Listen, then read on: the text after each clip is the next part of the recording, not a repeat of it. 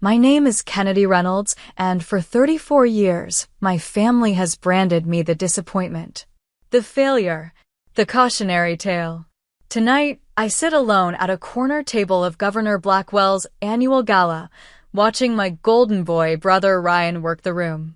Nobody notices me in my simple black dress until the governor himself approaches, his eyes widening with recognition. "Wait, you're Senator Reynolds?" he whispers. My brother's face across the room drains of color as years of family betrayal collapse in an instant. If you've ever been underestimated by those who should believe in you most, stay with me. Let me know where you're watching from, hit subscribe, and find out how being underestimated became my greatest strength. Growing up as a Reynolds meant something in Boston. Our family name adorned buildings at universities, appeared in newspaper society pages, and opened doors that remained firmly closed to others. The Reynolds legacy was built on banking, business, and maintaining appearances at all costs. My parents, Robert and Elizabeth Reynolds, had very specific expectations for their children: excel academically, attend an Ivy League university, pursue a respectable career in finance or law, marry well, and above all, never cause controversy. From my earliest memories, it was clear that my older brother Ryan embodied everything my parents hoped for in a Reynolds heir. He was handsome, athletic, and charismatic, with an easy charm that made him popular wherever he went. Ryan played by the rules and seemed to instinctively understand the unwritten social code of our privileged world. When Ryan brought home straight A's, my father would beam with pride. When he became captain of the lacrosse team, my mother hosted an elaborate dinner party to celebrate. I was different. Not rebellious, exactly, but curious in ways that made my parents uncomfortable. Where Ryan accepted our family's worldview without question, I asked why. While my brother networked at country club events, I disappeared into books about history and government. My parents tolerated what they called my phase of intense intellectual curiosity, assuming I would eventually fall in line with family expectations. The first real sign of trouble came during my sophomore year of high school. My English teacher assigned a project analyzing a contemporary political issue.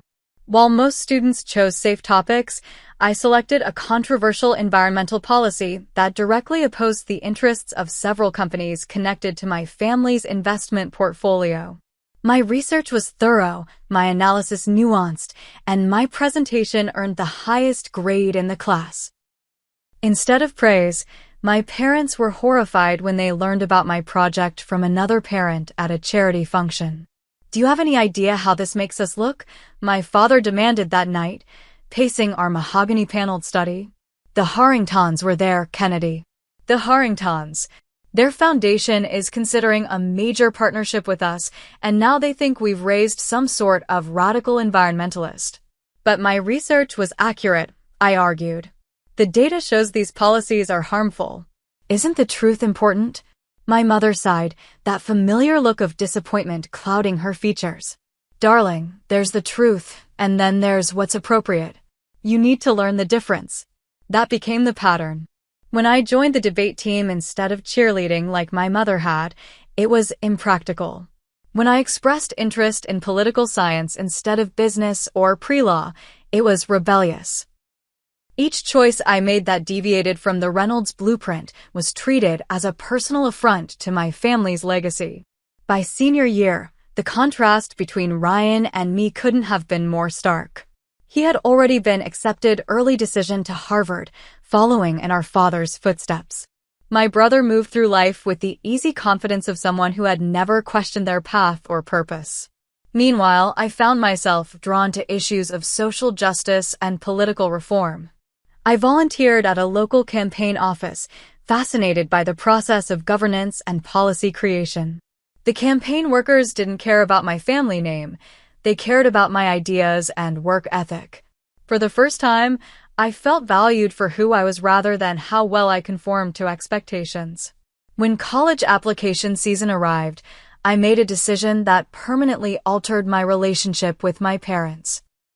Despite having the grades and legacy connections for an Ivy League acceptance, I chose to attend a well-respected state university with an exceptional political science program.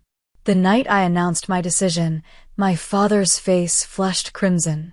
"You're throwing away opportunities people would kill for," he said, his voice dangerously quiet. "This isn't just about you. This is about generations of Reynolds before you who worked to secure your future." "I'm not throwing anything away," I replied, struggling to keep my voice steady. "I'm choosing a different path." "A path to nowhere," my mother interjected. "Political science? What does that even lead to? Government work? Campaigning for lost causes?"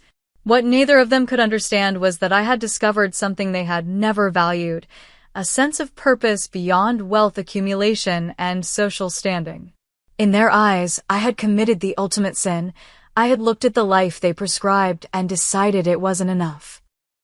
As Ryan packed for Harvard that fall, relatives and family friends showered him with congratulations and advice. For me, there were tight smiles and questions that felt like accusations. "Are you sure about this choice, Kennedy? And isn't it still possible to transfer to somewhere more suitable?"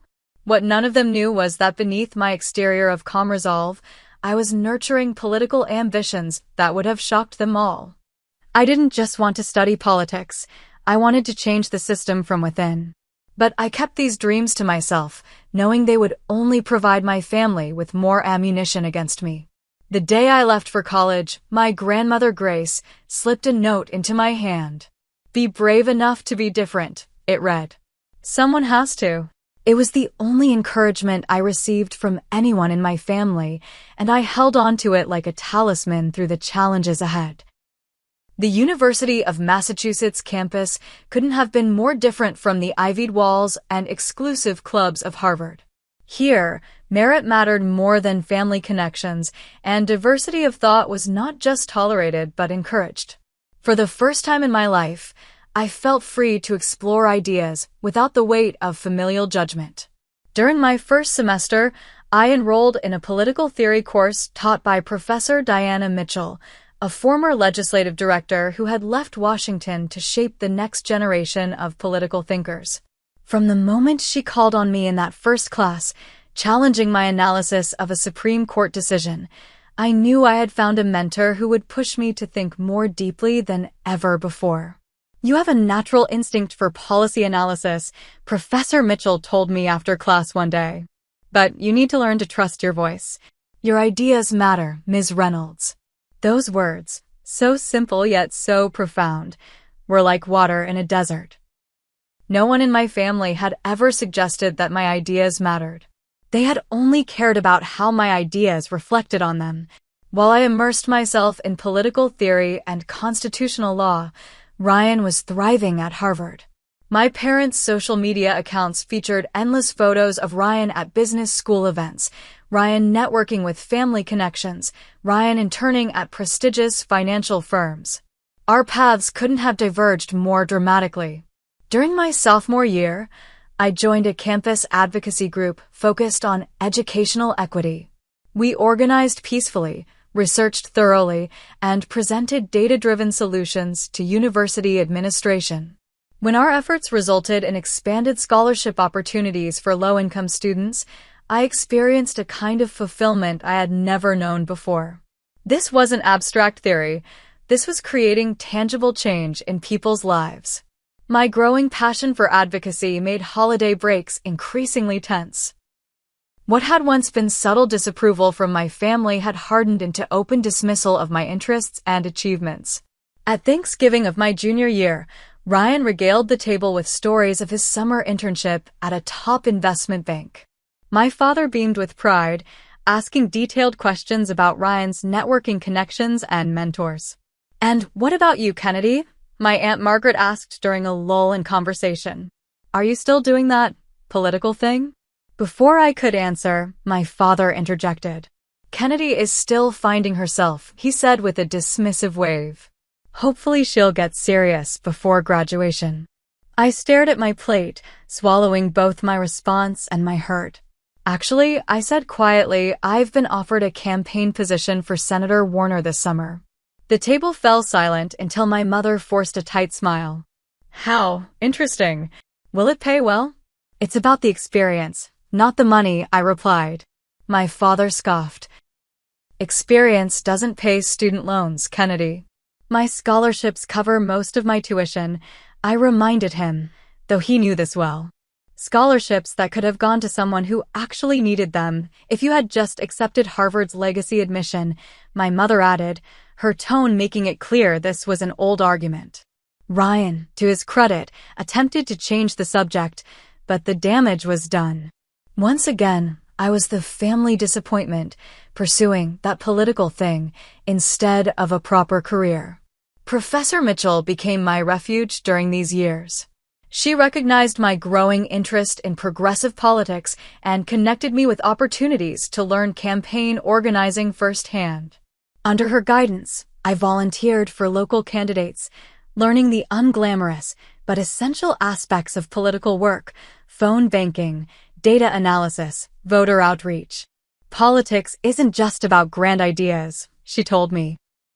It's about showing up, doing the unglamorous work, and building relationships with the people you want to serve. By senior year, I had built a remarkable resume of political experience, culminating in managing a successful city council campaign for a first-time candidate.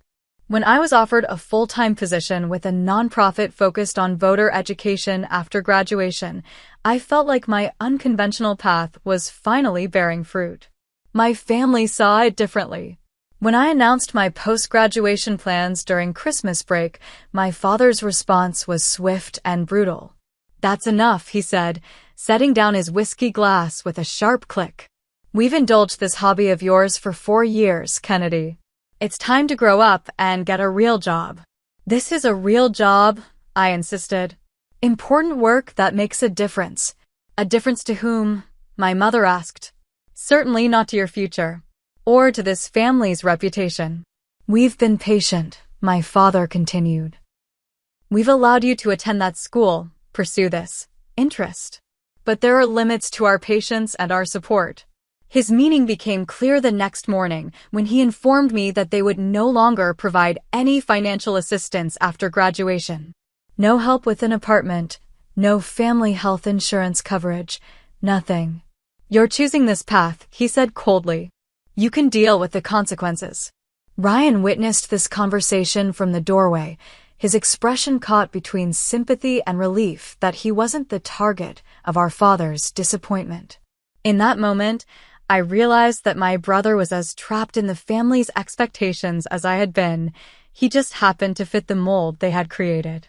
I left Boston the day after Christmas, returning to campus early. That night, alone in my dorm room, I made a promise to myself.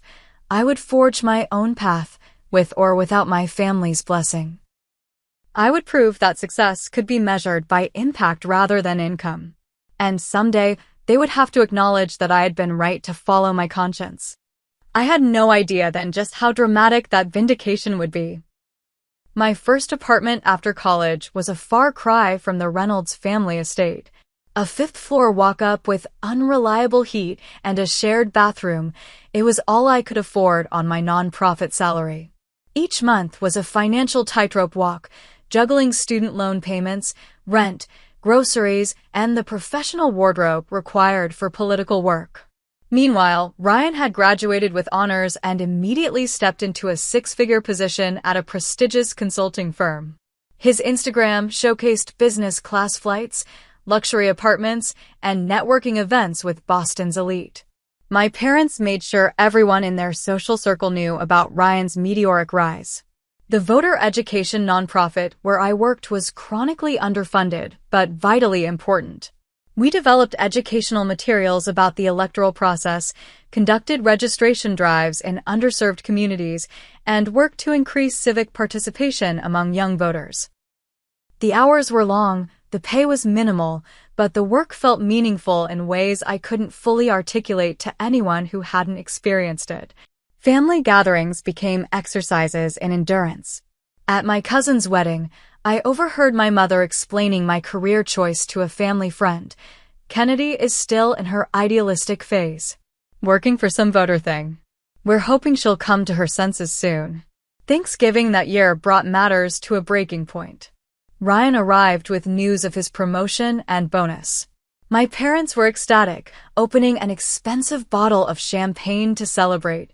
When the conversation reluctantly turned to me, I shared that our voter education initiative had helped increase youth turnout by 12% in recent local elections. My father swirled his champagne, looking unimpressed. And how exactly does that translate to a career path, Kennedy? It's already my career, I replied. We're making democracy more accessible. He set down his glass with a sigh. Let me be direct. You're 30 years old, living in what I can only imagine is a substandard apartment, making what?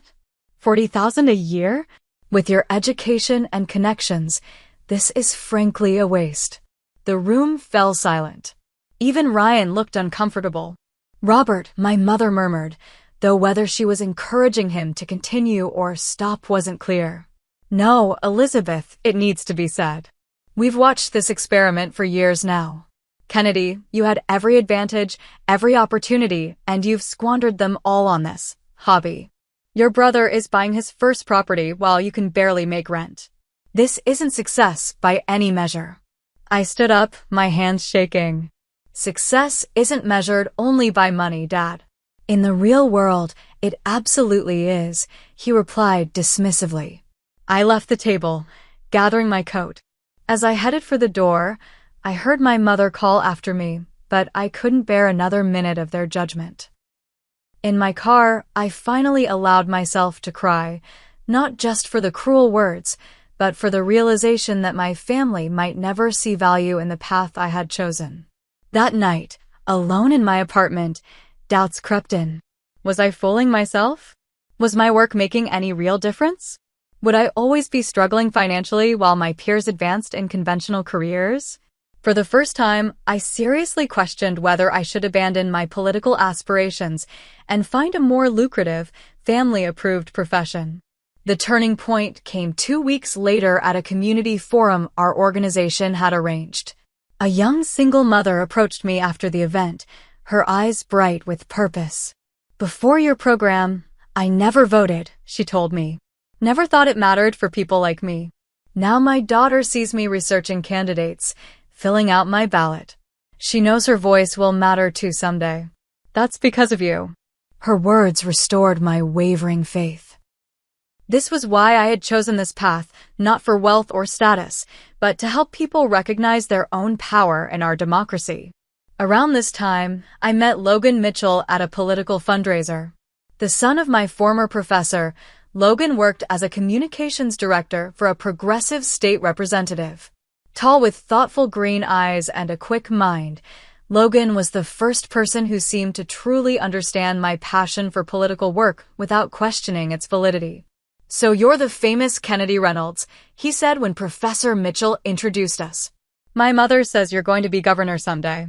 I laughed off the compliment, but something about Logan's genuine interest in my ideas made me feel seen in a way I rarely experienced. Our first date stretched into a 5-hour conversation about electoral reform, community organizing, and our shared vision for a more inclusive democracy. With Logan's encouragement and my growing network of political connections, I made a decision that shocked everyone who knew me. I would run for city council. At 31, with no family support and limited finances, it seemed like an impossible goal. But I had built strong relationships in the community through my nonprofit work, and I understood the issues facing ordinary citizens in ways that many politicians didn't. When I told my family about my candidacy, their reactions were predictably dismissive. City council?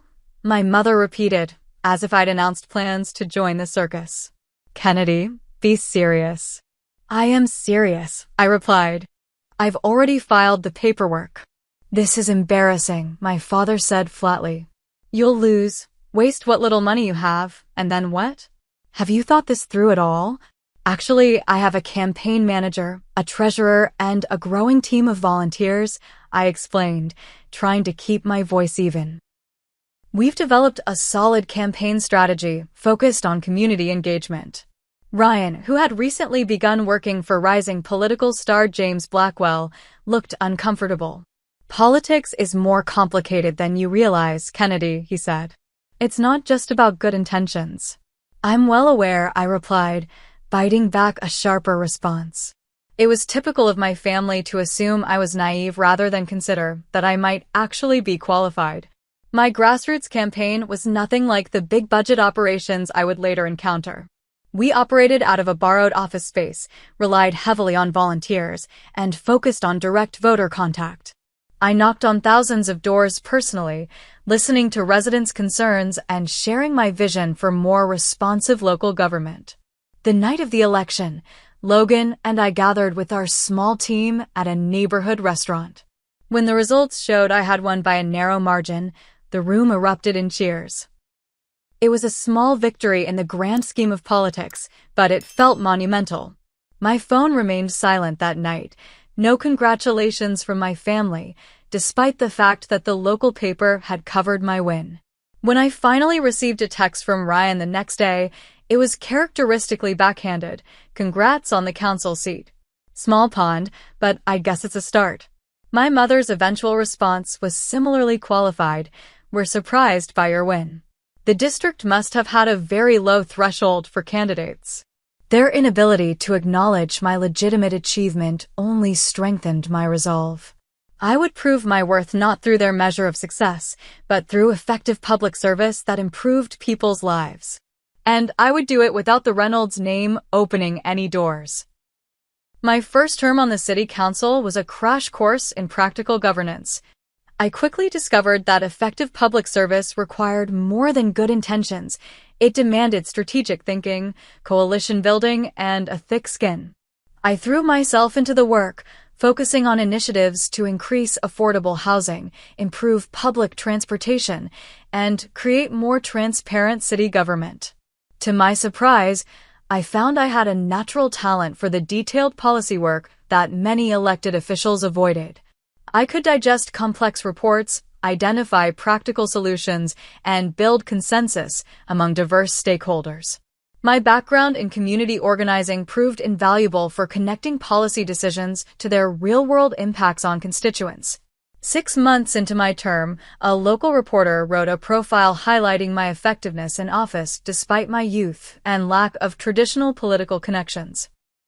The article mentioned my family background only in passing, noting that I had forged a path independent from her prominent Boston family. The profile caught the attention of several state-level political operatives who began to see me as a rising talent worth watching. Meanwhile, Ryan had solidified his position as chief of staff to James Blackwell, who had recently won the governorship. My brother's face appeared regularly in state political coverage, always at Governor Blackwell's side, always the picture of polished professionalism. Our parents never missed an opportunity to highlight Ryan's proximity to power. At family events, conversations inevitably turned to Ryan's insider stories about the governor's mansion or policy initiatives he was helping shape. My work on the city council was treated as a curious hobby in comparison. Ryan was telling the governor just yesterday, my mother would begin at dinner parties while I sat silently picking at my food. Despite this persistent dismissal, my reputation as an effective public servant continued to grow. By the end of my first term, I had successfully championed several significant policy initiatives that improved daily life for my constituents. Local media began to speculate about my future political prospects, suggesting I might be well-positioned for higher office. When a state Senate seat in my district unexpectedly opened due to the incumbent's health issues, a coalition of community leaders and progressive organizations approached me about running. The opportunity was both exciting and intimidating.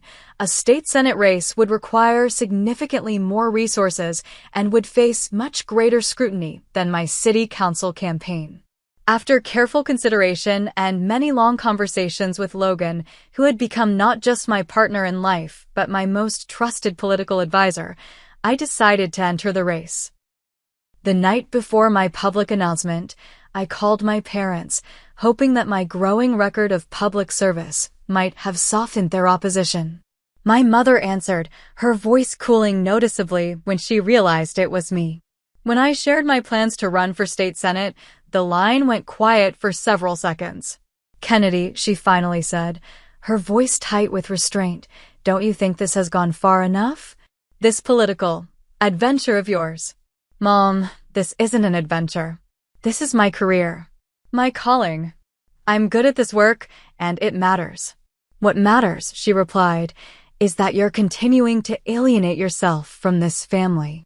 Do you have any idea how difficult it is for us to explain your choices to our friends? To have one child working respectably with the governor while the other insists on this public crusading." "I'm not asking for your approval anymore," I said quietly. "I'm 33 years old. I'm just letting you know out of courtesy." "If you announce this campaign," she said, her voice hardening, "do not expect any support from us, financial or otherwise. You will be completely on your own." "I've been on my own for years, Mom. Nothing new there." The line went silent again before she spoke with finality. "I really thought you would outgrow this phase, Kennedy. Your father and I can't keep watching you throw your life away on these political fantasies. When you're ready to make sensible choices, we'll be here. Until then, perhaps it's best if we have some distance." The call ended without resolution, leaving me with the dawning realization that pursuing my political ambitions might mean permanently sacrificing my relationship with my family. It was a steep price, but I had come too far to turn back now.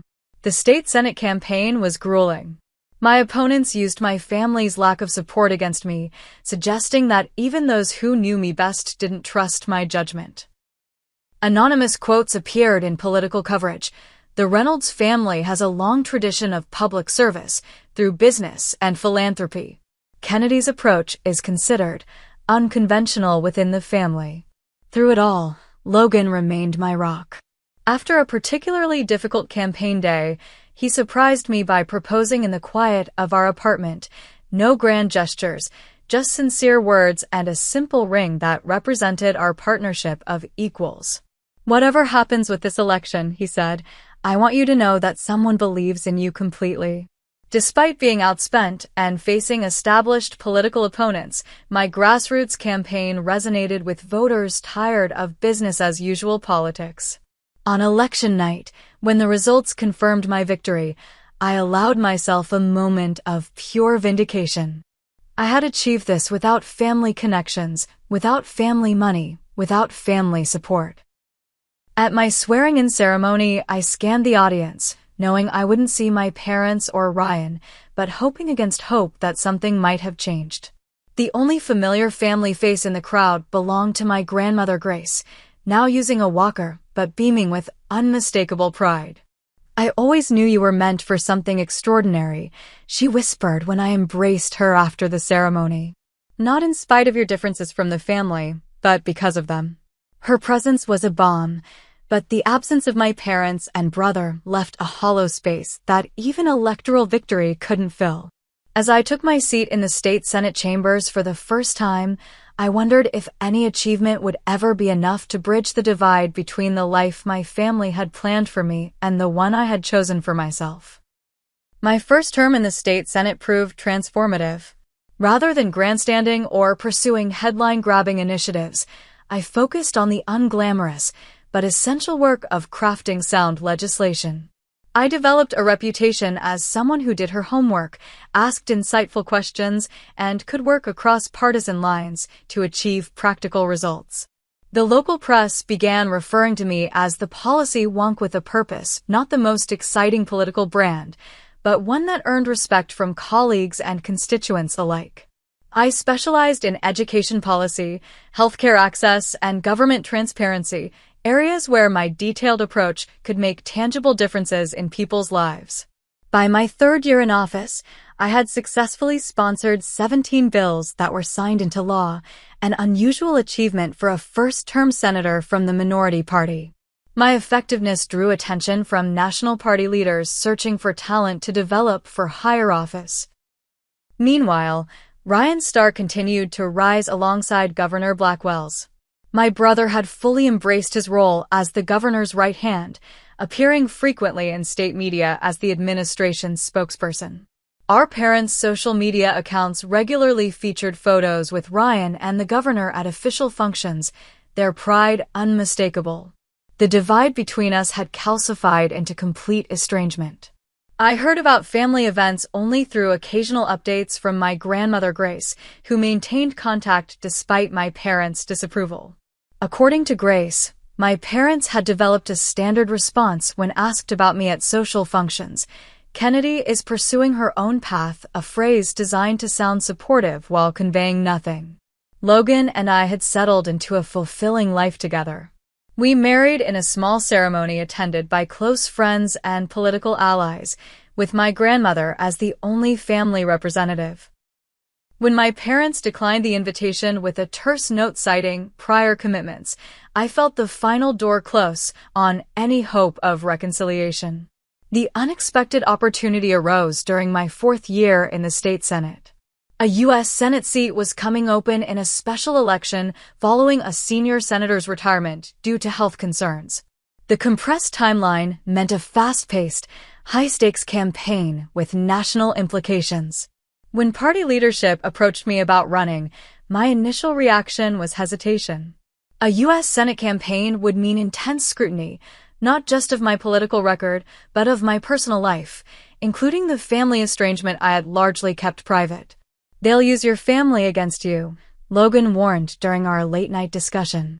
They'll find ways to suggest that if your own family doesn't support you, voters shouldn't either. I know, I sighed, staring at the ceiling of our bedroom. But is that reason enough to step aside? To let someone else take this opportunity? What complicated matters further were the specific circumstances of the political moment. Several critical pieces of legislation affecting education funding and healthcare access, my core issues, were expected to come before the Senate in the coming term, with votes likely to be decided by the narrowest of margins. The possibility of influencing these national policies was compelling. After days of deliberation, I made my decision. I would run, but with an unusual strategy. I would keep a deliberately low media profile, focusing on substance over personality and retail politics over splashy events. This approach aligned with both my natural strengths and the necessity of minimizing opportunities for my family situation to become the story. It's unconventional, admitted my campaign manager, Andrea Clark, when I outlined the strategy. But it might actually work. People are tired of political celebrities. They want someone who puts in the work. The campaign required a level of discipline and focus unlike anything I had previously experienced. I immersed myself in policy briefings, participated in small community forums rather than large rallies, and authorized my team to decline most national media requests. I appeared in carefully selected local outlets where I could discuss substantive issues without being reduced to family drama. This approach confused my opponents, who were accustomed to candidates eager for any media exposure.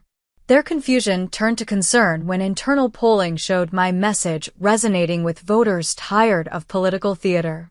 Through indirect channels, I learned that Ryan had taken notice of my campaign. As Governor Blackwell's chief of staff, he now occupied a position of significant influence in state politics. Though he made no public statements about my candidacy, I heard from mutual connections that he had privately expressed dismissive views about my chances. What I didn't know until much later was that during a private dinner, my father had asked Ryan to use his influence with the governor to quietly undermine my campaign. To his credit, Ryan refused, though not out of loyalty to me, but because he recognized that such meddling could backfire politically if discovered. My parents' attitude toward my Senate run moved beyond disapproval to active embarrassment. Through my grandmother, I learned they had begun telling friends and associates that I had failed at politics and was pursuing unrealistic ambitions, a narrative so divorced from reality that it would have been laughable if it weren't so painful. They just can't accept that you've succeeded on your own terms, Logan said, holding me one night when the weight of family rejection felt particularly heavy. It contradicts everything they believe about success and the Reynolds way. Security concerns added another layer of complexity to the campaign. As a female candidate gaining prominence in a heated political climate, I received threats that necessitated security precautions. These threats, combined with my strategy of limited public exposure, created an unusual situation where many voters supported my policy positions without being able to readily recognize me in person, a circumstance that would later prove critically important. The final weeks of the campaign were a blur of 18-hour days, endless policy discussions, and the growing possibility that we might actually win. On election night, surrounded by our closest supporters in a hotel conference room, Logan and I watched as the results defied conventional political wisdom. By a margin narrow enough to require careful verification, but clear enough to avoid a recount, I had won. At 36, I had become the youngest woman ever elected to represent our state in the U.S. Senate. The victory celebration was subdued and brief, fitting for a campaign that had prioritized substance over spectacle. There were no calls from my parents or Ryan, no acknowledgement of this historic achievement from the family that had once expected so much from me.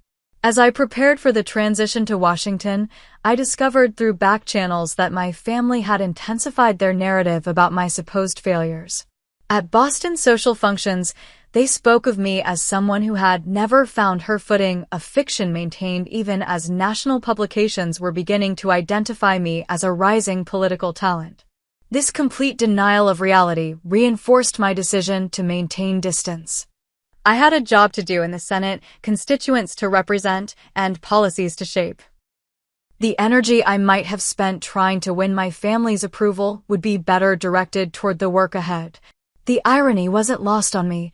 In rejecting the path my family had chosen, I had achieved a position of influence far beyond what they had imagined possible. Yet this success only seemed to deepen their resentment rather than earn their respect.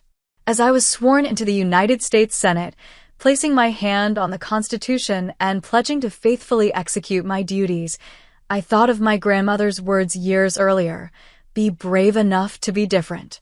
Someone has to. In that solemn moment, I silently thanked her for being the one person in my family who had seen my difference not as failure, but as strength. 6 months into my term as U.S. Senator, the work had consumed my life in the best possible way. I had secured positions on the Education and Healthcare committees, assignments that aligned perfectly with my policy expertise and priorities. Washington life was an adjustment, but Logan and I had settled into a comfortable routine, dividing our time between D.C. and our home state. My approach to the Senate mirrored my earlier political work, thorough, substantive, and focused on results rather than headlines. I worked diligently behind the scenes, building relationships with colleagues across the aisle and establishing myself as someone who did the necessary homework on complex issues. Due to the unusual circumstances of my election and my continued preference for substance over spectacle, I maintained a relatively low media profile. I participated in committee hearings, floor debates, and constituent meetings, but avoided the cable news circuit and political talk shows that consumed many of my colleagues' time. This strategy had an unexpected side effect. Outside of political circles and my home state, I wasn't immediately recognizable. I could often move through public spaces without the scrutiny many elected officials faced, a small luxury in the fishbowl of Washington politics. The invitation arrived on a Tuesday morning in June, elegant cream-colored cardstock with embossed lettering. Governor James Blackwell requests the honor of your presence at the annual Governor's Gala benefiting the Children's Education Foundation. No personal note, just the formal invitation that presumably went to hundreds of political and business leaders across the state. I stared at it, knowing immediately that Ryan had to be involved in the guest list. As Blackwell's chief of staff, my brother oversaw such events. Was this an olive branch? A political calculation? Or simply an oversight? My name included on a list of elected officials without anyone realizing the family connection? Are you going to go? Logan asked that evening, finding me still contemplating the invitation at our kitchen table. I don't know, I admitted. It feels like walking into the lion's den. Maybe it's time, he suggested gently. You've proven yourself beyond any reasonable doubt. You're a United States Senator, Kennedy. Maybe seeing you in that role will finally break through their denial. After days of deliberation, I decided to attend. Not to seek approval or reconciliation, but to represent my office with the dignity it deserved. If my family chose to acknowledge me, fine. If not, I would conduct myself with the same professionalism I brought to every aspect of my work. The night of the gala, I chose a simple but elegant black dress, understated yet appropriate for the formal occasion. Logan, handsome in his tuxedo, squeezed my hand as our car approached the venue, a historic downtown hotel known for hosting the state's most prestigious events. Remember who you are now, he whispered. United States Senator Kennedy Reynolds. You've earned your place here. The hotel's grand ballroom had been transformed for the occasion, crystal chandeliers casting a warm glow over elegantly appointed tables.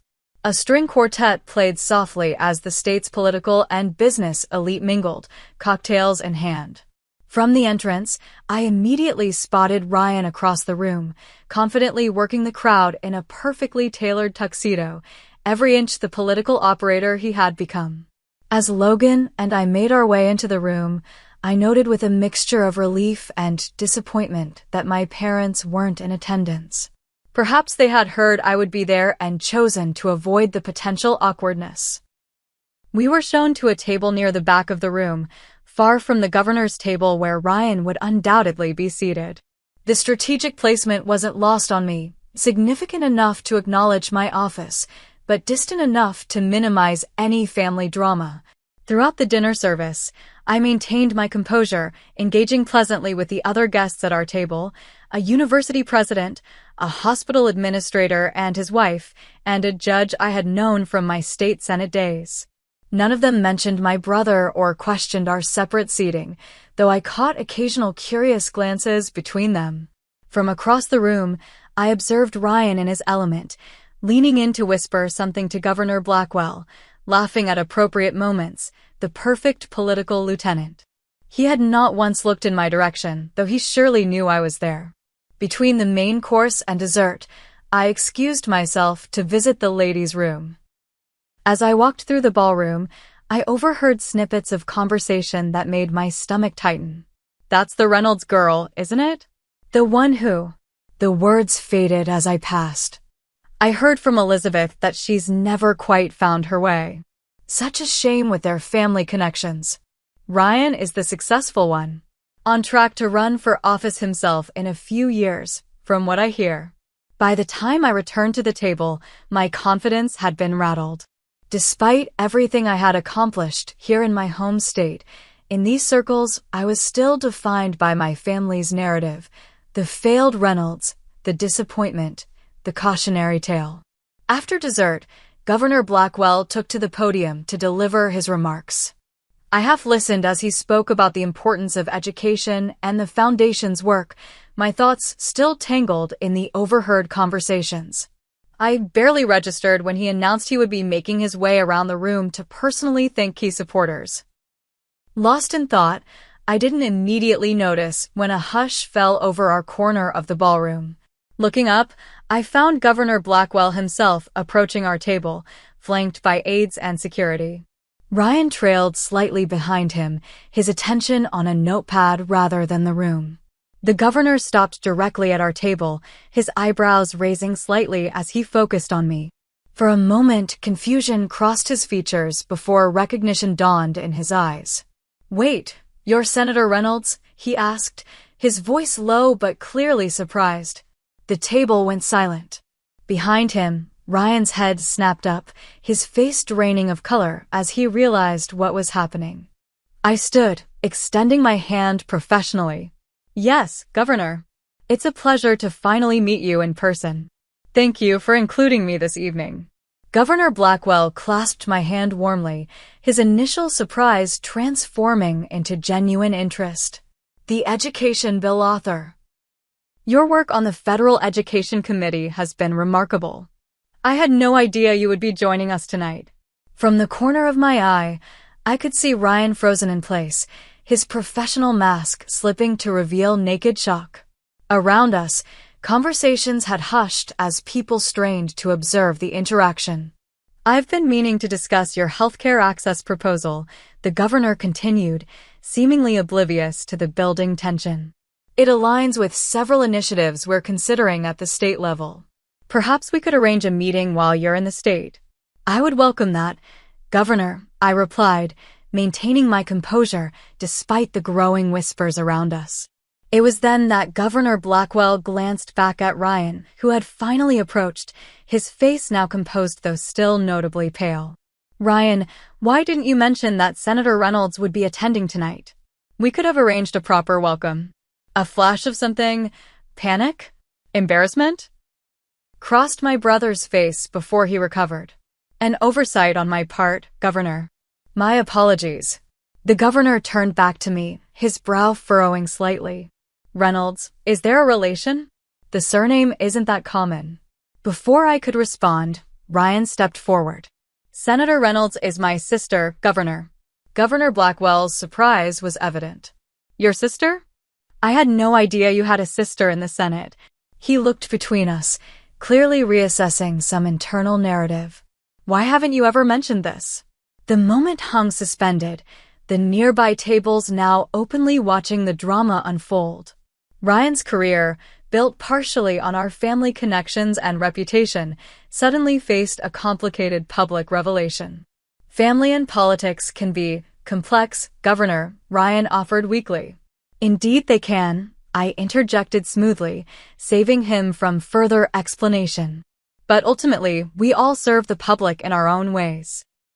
Governor Blackwell, a skilled politician himself, quickly recognized the undercurrents and pivoted.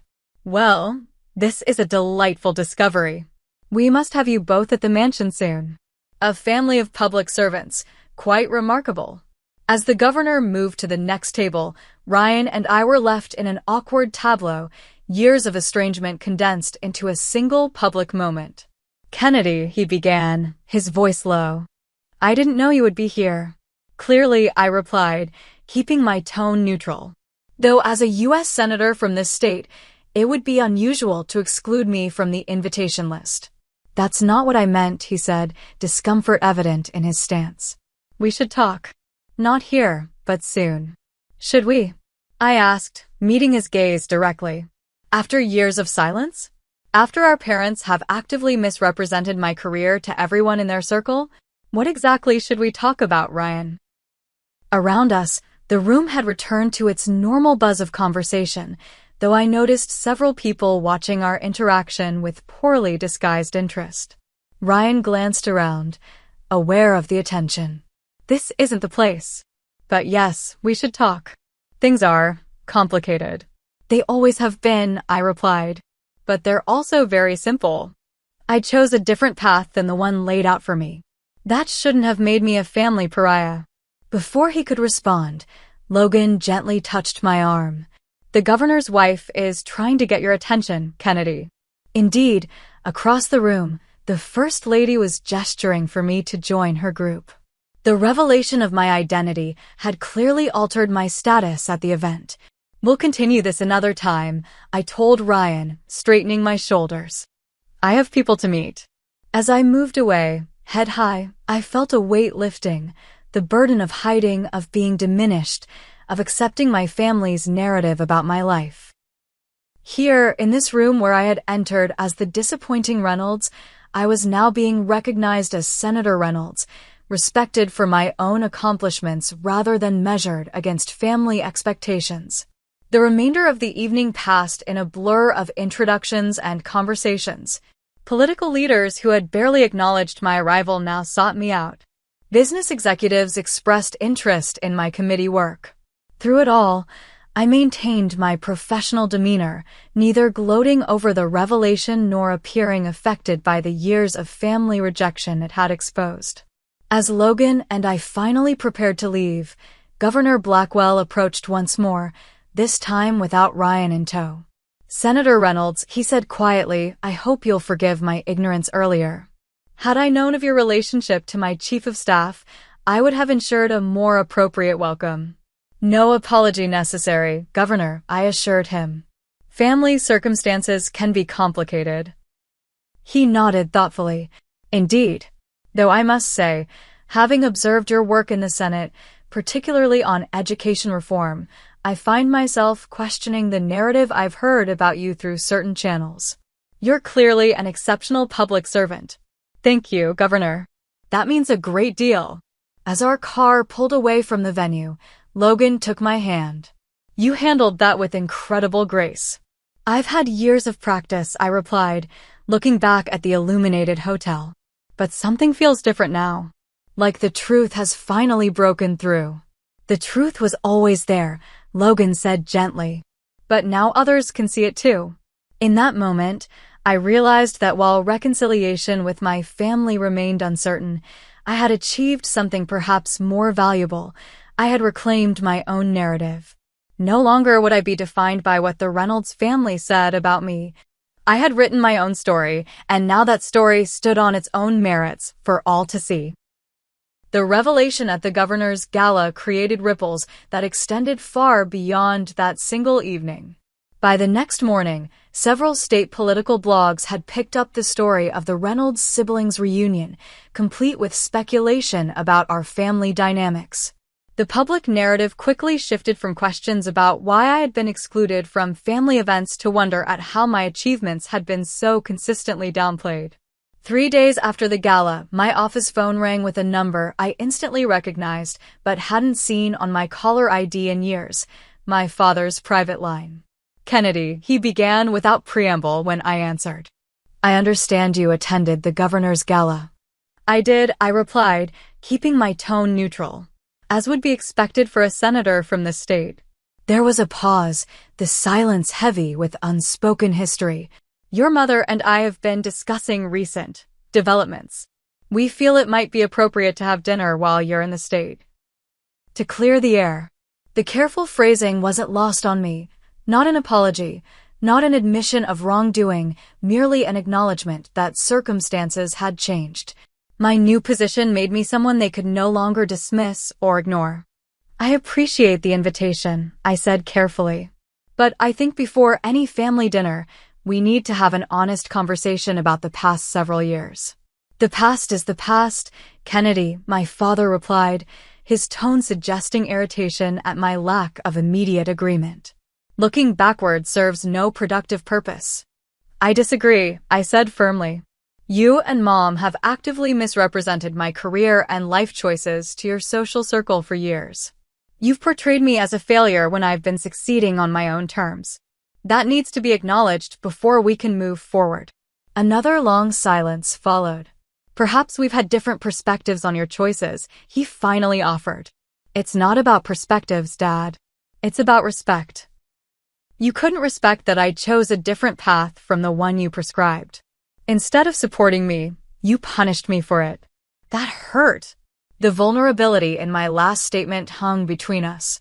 In all our conflicts, I had rarely allowed myself to express the personal pain their rejection had caused. Kennedy, my father said, his voice softening slightly, family is complicated. Perhaps we could start fresh. Your position in the Senate is impressive. We can build from there. The qualified acknowledgement was so typical of my father, unable to simply say he was proud or that he had been wrong, instead offering conditional approval now that my success had become too prominent to deny. I need time to think about this, I told him. And if we do meet, I'd want Logan there as well. He's my family now, the family who supported me when you and Mom wouldn't. As you wish, my father replied stiffly. Let us know your decision. After hanging up, I sat in my office, emotions swirling. Part of me wanted to reject the overture outright, to tell my parents that they had lost the privilege of being in my life. Another part, the little girl who had always craved their approval, wanted to rush toward any possibility of reconciliation, no matter how qualified. Logan helped me find the middle path. You don't have to decide everything at once, he counseled. You can set boundaries while still leaving the door open. 2 weeks later, I met my parents at a private dining room in a discreet restaurant. Logan sat beside me, his quiet strength bolstering my resolve. The conversation was strained but civil, focusing primarily on surface-level topics: my committee assignments, Logan's work, the renovations to our DC apartment. When my mother finally broached the subject of our estrangement, her approach was typically indirect. "We may not have always understood your choices, Kennedy, but we never stopped caring." "Caring isn't the same as respecting," I replied evenly. "You didn't just not understand my choices, you actively denigrated them. You told people I had failed when I was succeeding. That goes beyond misunderstanding." My father shifted uncomfortably. "Perhaps we were hasty in our judgments. It was the closest thing to an apology I was likely to get. Not we were wrong, but we were hasty, maintaining plausible deniability while offering a minimal concession." Moving forward, I said carefully, "I need honesty. If you want to be part of my life, you need to respect the life I've built. My career, my marriage, my choices. I won't accept anything less." The dinner ended with tentative plans for future contact, but no real resolution. As we left, my mother embraced me stiffly, whispering, "We are proud of you, Kennedy." In our way. Those qualified words encapsulated our relationship perfectly: acknowledgement wrapped in conditions, acceptance limited by their way of seeing the world. Ryan proved more complicated. A week after the gala, he requested a private meeting at a coffee shop near my district office. When I arrived, he looked different than he had at the governor's event. Less polished, more human, with shadows under his eyes suggesting sleepless nights. "I owe you an apology," he said after we'd settled with our coffees. "Not just for the gala, but for years of complicity." His directness surprised me. "Complicity? In the family narrative about you," he clarified. "I knew it wasn't accurate. I knew you were succeeding, making a real difference. But I never corrected them, never stood up for you. Why didn't you?" I asked, the question that had haunted me for years finally spoken aloud. Ryan stared into his coffee. "It was easier not to. As long as you were the disappointment, I didn't have to question my own choices. I could be the success story without examining whether I was actually happy with the path I'd taken." "And are you? Happy?" His hesitation told me everything. "I'm successful by their measure," he finally said. "But watching you forge your own path, standing on your principles even when it cost you family support, it's made me question things." Our conversation that day didn't immediately repair years of distance, but it opened a door. Unlike our parents, Ryan seemed genuinely interested in re-establishing a relationship based on honesty rather than appearances. Over the following months, we began exchanging occasional texts and calls, slowly rebuilding a connection separate from our parents' influence. The most unexpected reconciliation came from my grandmother, Grace. Following the gala revelation, she contacted me with an astonishing confession. She had been following my career closely all along, saving news articles about my legislative achievements, and even watching committee hearings online. "I always believed in you," she told me during a private lunch at her assisted living facility. "But I was a coward.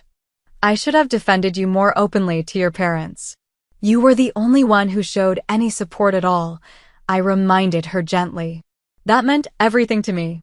Grace took my hand, her paper-thin skin cool against mine. "I want you to know something. Your grandfather, my husband, was like you. Questioned everything, wanted to make a difference rather than just accumulate wealth. Your father rejected that side of himself to please his own father.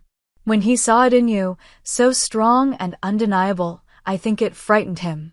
Reminded him of the path not taken. This revelation illuminated my family dynamics in a new light. Perhaps my father's rejection wasn't just about my choices, but about what those choices reflected back to him about his own life. As my first term in the Senate progressed, I channeled these personal insights into my legislative work. I became a leading voice on bills supporting family mental health resources and programs to help first-generation college students navigate systems their families couldn't guide them through. My personal experience of forging a path without family support gave me unique perspective on the challenges faced by those without built-in advantages. Logan and I began having serious conversations about starting our own family. The prospect of parenthood raised inevitable questions about what kind of family culture we wanted to create. "I know exactly what I don't want," I told Logan one night as we discussed the possibility. "I never want our child to feel that our love is conditional on them following a prescribed path." "We'll make mistakes," Logan reminded me. "All parents do. But we'll make different ones than your parents made." The journey toward creating our own family coincided with a gradual, cautious reconnection with my parents and Ryan. Holiday gatherings remained somewhat strained, but there was genuine effort on all sides. My mother made a point of asking about my legislative priorities. My father, in his own awkward way, began occasionally forwarding articles about my work with brief notes of approval. On my 40th birthday, my parents hosted a small dinner at their home, the first such invitation I'd received in over a decade. As we gathered in the formal dining room where I'd experienced so many painful family interactions, my father surprised everyone by raising his glass in a toast. "To Kennedy," he said, his voice gruff with emotion he rarely displayed, "who had the courage to define success on her own terms. You've made a difference in ways that exceed what we could have imagined for you."